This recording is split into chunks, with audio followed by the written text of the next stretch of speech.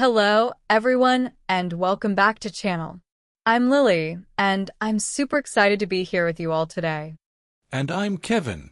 It's great to be back, Lily. We've had some really fun conversations lately, talking about our daily routines, our special days, and even our favorite hobbies. Those were all about things we know and love. That's right, Kevin. But today we're going to challenge ourselves a little bit. We're going to chat about trying new things. This is such an important part of learning and growing, not just in English, but in life itself.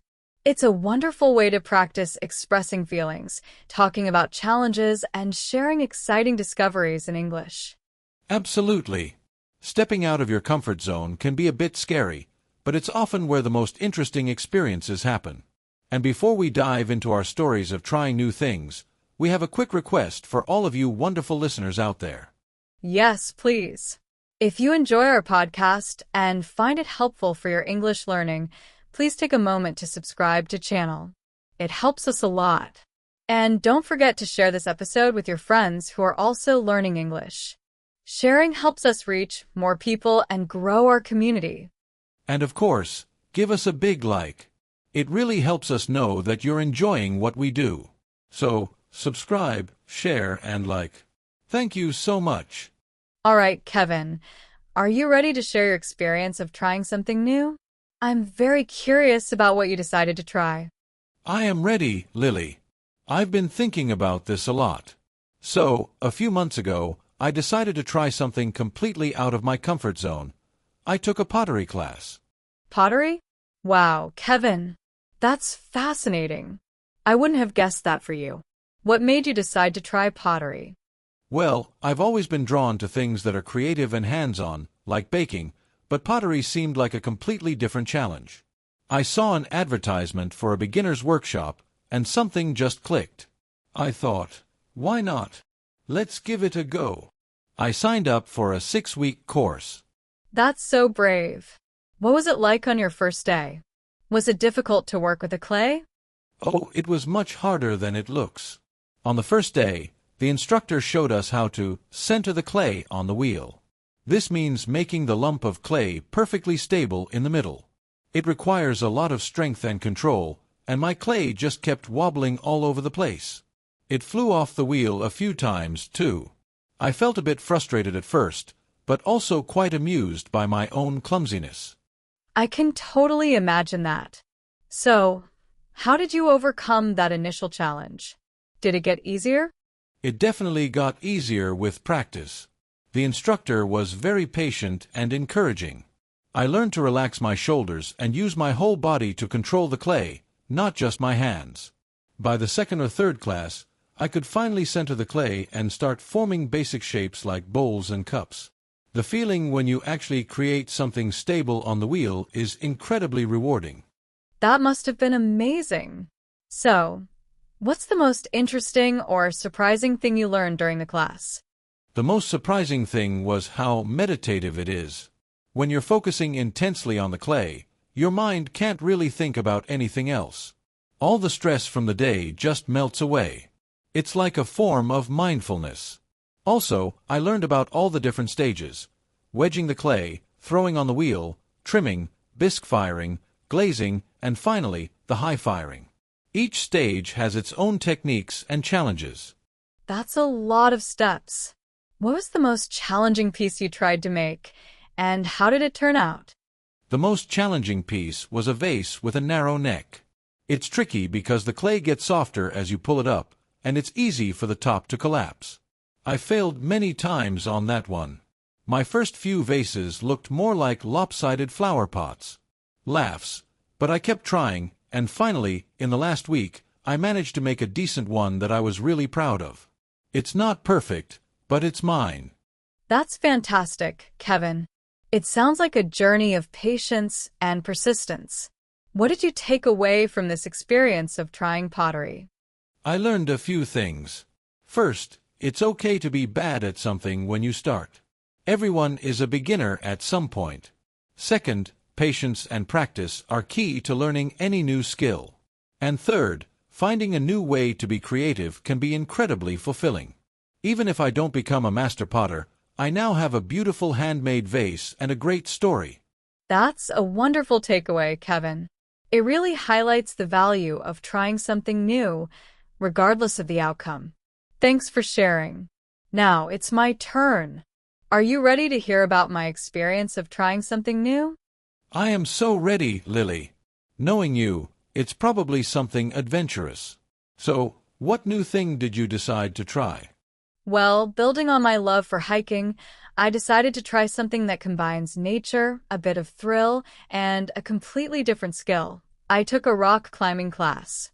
Specifically, outdoor rock climbing. Rock climbing. Wow, that sounds intense, Lily. You're definitely a daredevil. What motivated you to try something so physically demanding and potentially scary? I've always been fascinated by it when I see climbers on mountains. It just looked so powerful and challenging. I wanted to push my limits and overcome a fear of heights, or at least manage it. A friend who climbs regularly encouraged me to join her for a beginner's course at a local climbing gym first, and then we went to an outdoor site. That's quite a leap from hiking on a trail.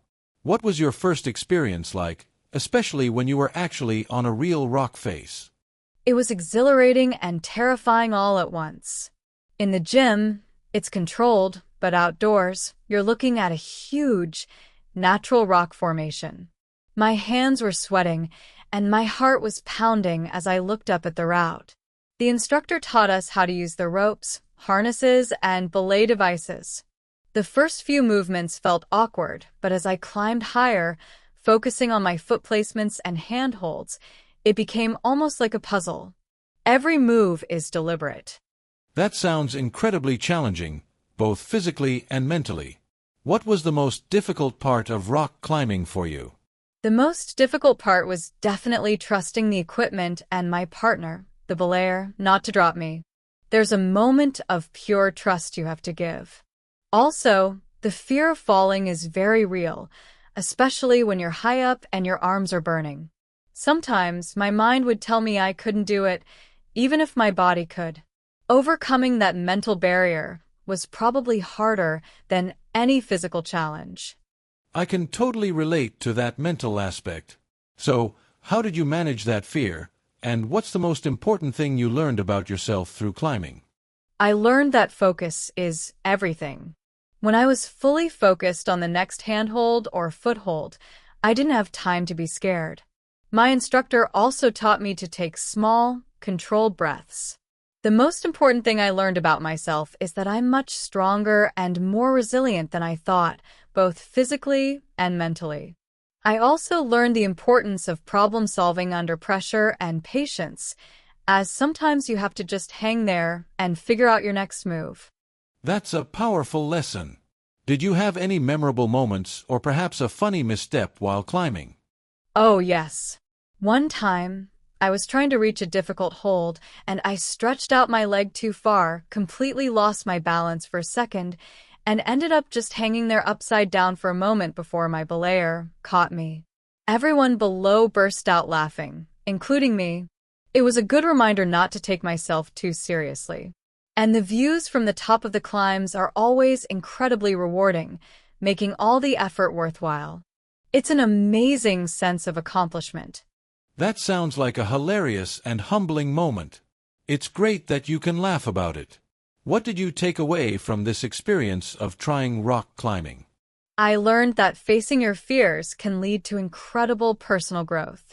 It taught me about perseverance and that sometimes the biggest obstacles are in your own mind.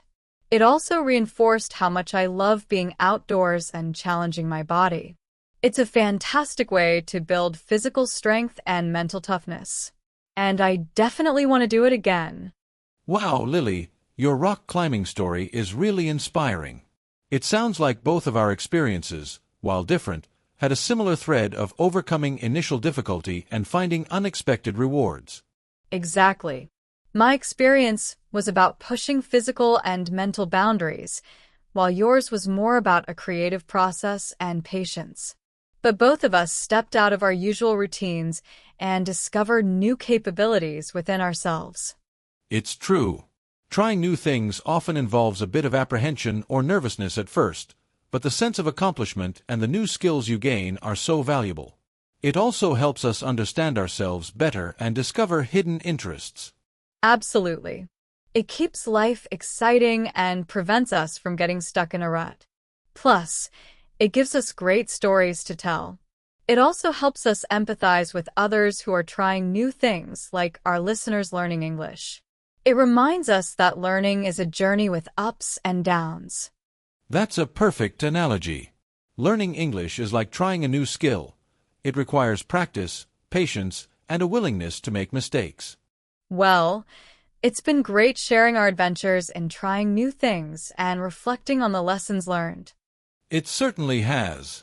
And that's it for today's episode of Channel. We hope you enjoyed hearing about our experiences and that it encourages you to try something new yourself. And don't forget, if you liked this episode, please subscribe to our channel. Hit that like button. It helps us a lot. And share this podcast with your friends who are also learning English. And we'd love to hear about something new you've tried. Please leave a comment below and tell us, what new thing did you try, and what was the most interesting or challenging part of it? We love reading your stories. Thanks for listening, everyone. We'll be back with another episode soon. Bye for now. See you next time.